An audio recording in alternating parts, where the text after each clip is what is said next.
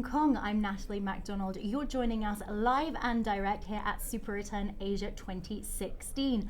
Over the next 15 minutes, we're going to be walking you through some of the trends and topics that emerged on this first day of the conference taking place here at the JW Marriott Hotel in Hong Kong. Without further ado, I am very much the rose between several thorns today. I'm going to introduce you with my panel. To my right, we've got Vinny Loria, who's founding partner of Golden Gate Ventures. Vinny, thank you so much for taking the time to join us today. Thank you for inviting me. No problem at all. Now, I also have Ralph Money with me today, who's MD of Common Fund Capital, who's also been chairing several of the discussions today. Ralph, thank you so much for joining us. Happy to be here. And absolutely last but by no means least, I also have Logan Allen, who's investment partner at Formation Group. Gentlemen, thank you so much for joining me today.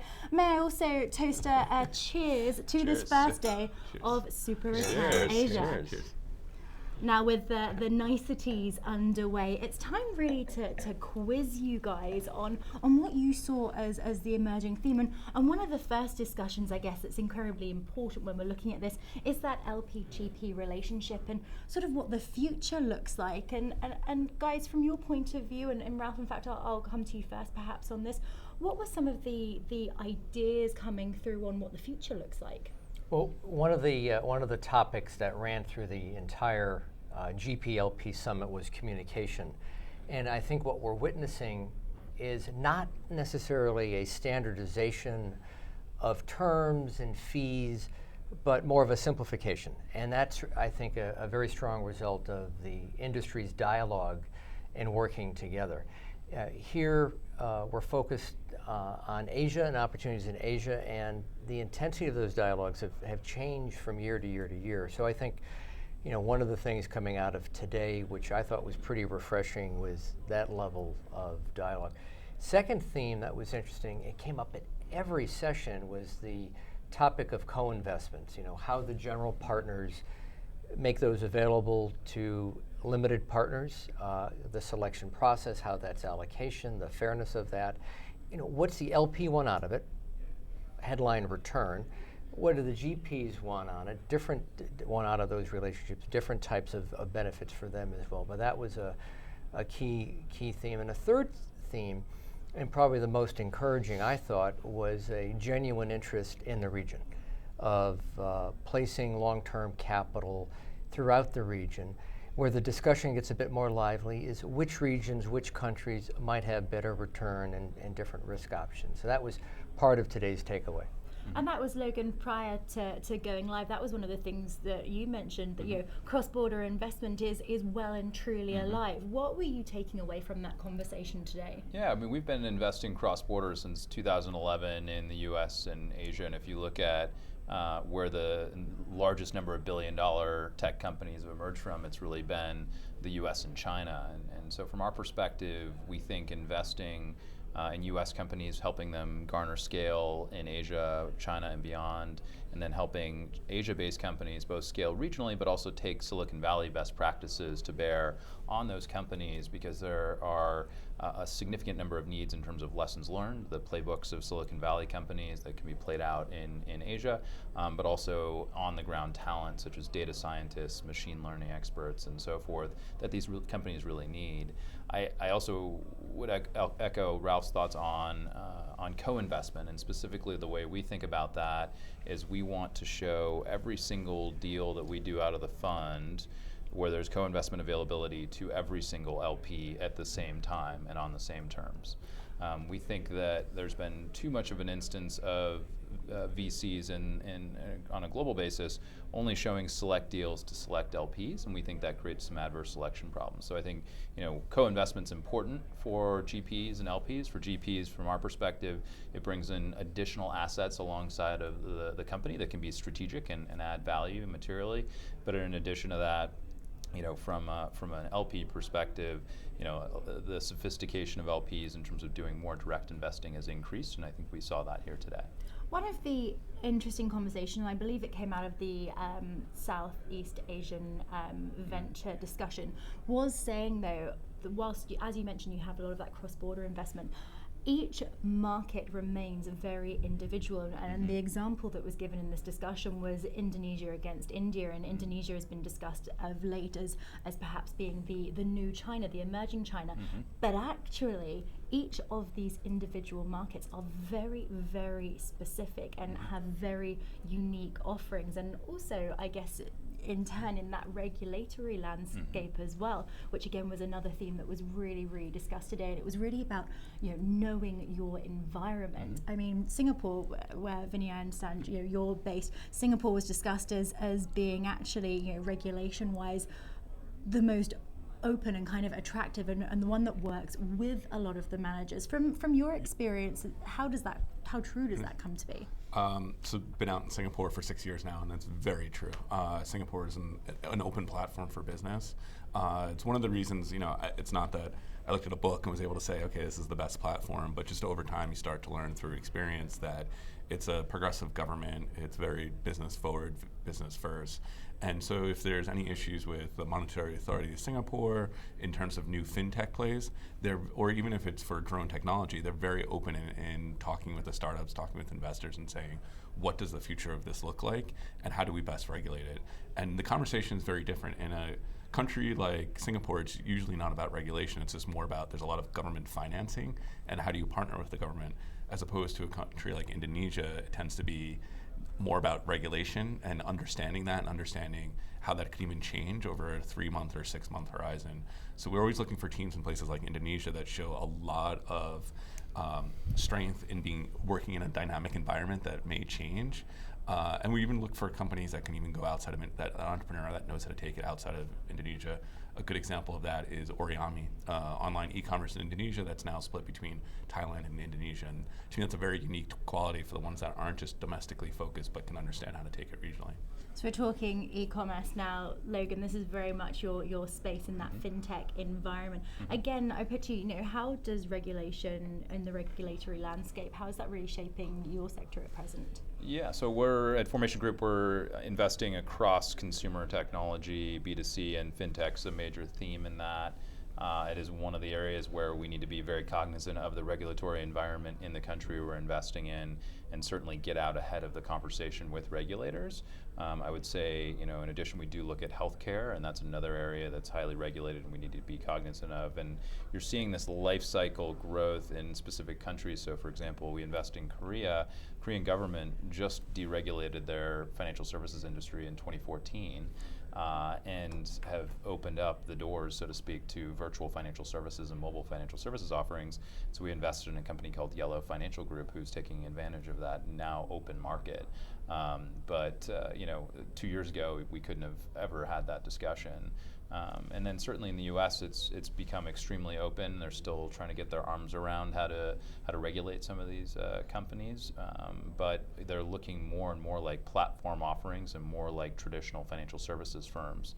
So we're able to better understand how that framework works. One of the frameworks we talked about at our summit, came up a couple times, is think about the analogy of a windsurfer, where you're going to be analyzing that competitive windsurfer, but that analysis is for naught unless there's wind. So each market, you can't paint the Asia-Pacific basin with one brush. There's separate brushes, separate beaches, and I think people have different assessments of the types of managers, the opportunity set, whether it's the consumer or fintech or healthcare, the desires of a growing middle class in so many of the markets. But where's the talent pool?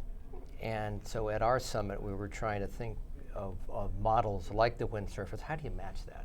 A great understanding of the macro to Vinny's comments before, but implemented with a really crisp macro analysis of the managers, the team behind it, their track record. And that's the fun and part of the art of private equity investing. So, I mean, with that said then, where do you guys see, I mentioned earlier, Indonesia considered the new China, perhaps yes, perhaps no, but where do you gentlemen see then as being the next hub, that next disruptor within the country, within the region even, excuse me? Where are you guys sort of putting your money on almost? Go ahead. Well, so I mean, Singapore as a hub and a connector, it's not a market. So like the companies we invest in, they're based out of Singapore. It has some of the best talent in the region because it's very international mix, different experiences. So Singapore is physically a geographic hub. It definitely is a finance hub, and connecting all these different countries and languages and currencies and different styles of living, Singapore fits that. But the most the juicy meat is places right outside of Singapore, and countries like Indonesia, Vietnam, Thailand. So Vinny's done a great job there in selling Singapore, which, if he hadn't mentioned, is where his company is based. But where are you guys kind of seeing, or would you even agree Singapore? Well, we're invested in a company in Singapore called Honestbee, which is in last mile logistics and delivery management. And we didn't invest in similar companies in the U.S., and the reason for that is the unit economics just never looked very good in a company like Instacart. But in Singapore, where you have lower labor costs, population density, and less supermarket competition, Honestbee actually looks very good from a unit economics perspective. But to Vinny's point, they had to scale quickly outside of Singapore in order to really get to a scaling and a volume level that made sense, and they're continuing to do that.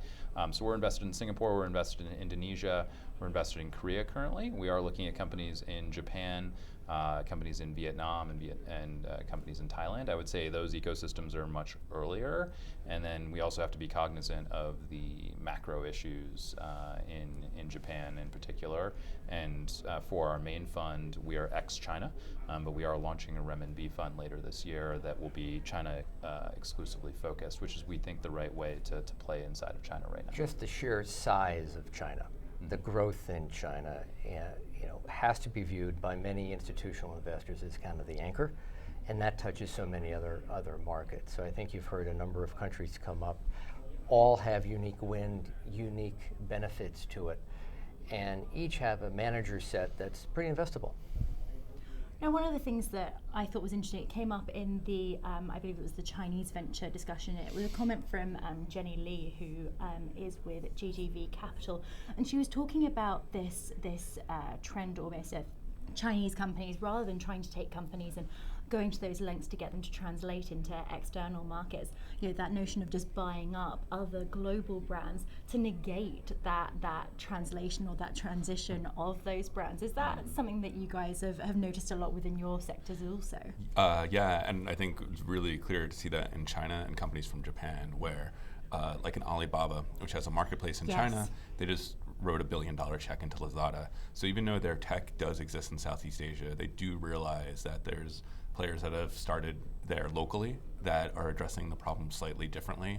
And another counterexample of how this looks is Rakuten out of Japan. So Rakuten has a huge e-commerce marketplace. They brought their marketplace down to Southeast Asia, spent about $350 billion, but ended up shutting it down earlier this year. But that same month, they were writing $40-50 million into a local marketplace, Carousel. So the whole idea is that sometimes just taking your tech from one part of the world into another doesn't always work. You actually want to invest and seed local talent. Mm-hmm. Yep, couldn't agree more. I think there's this home team bias, right? You saw it with Didi versus Uber. We're seeing it with Gojek in Indonesia, one of our portfolio companies, versus Grab and Uber. And the local population wants to root for the home team, and they were the first mover in that region in many cases. And they're also, in our view, building conglomerates, and we call it modern conglomerate building, because they'll start in one area and then they'll add to it, either through acquisition or organically, and we think that makes them a much more kind of moat-heavy and interesting company over time.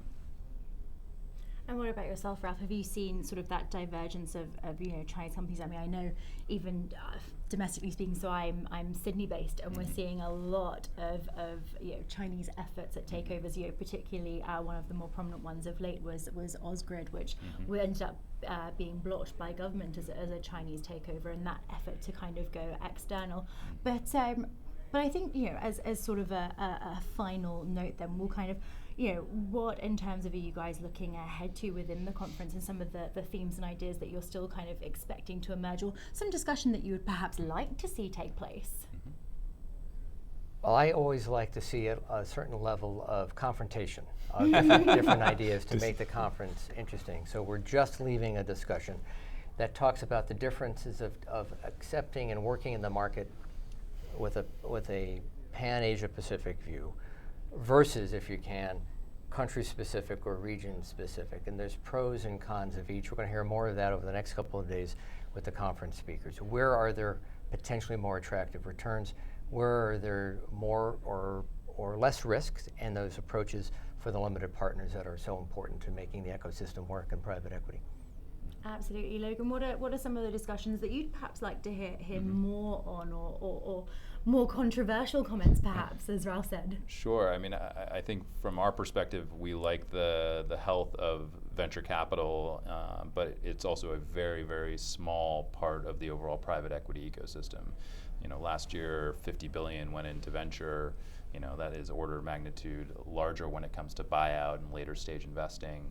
So I'd be interested from the perspective of the growth stage and the late stage investors and more of the buyout investors, how they're viewing the venture ecosystem and how it's preparing companies that they're looking at over time.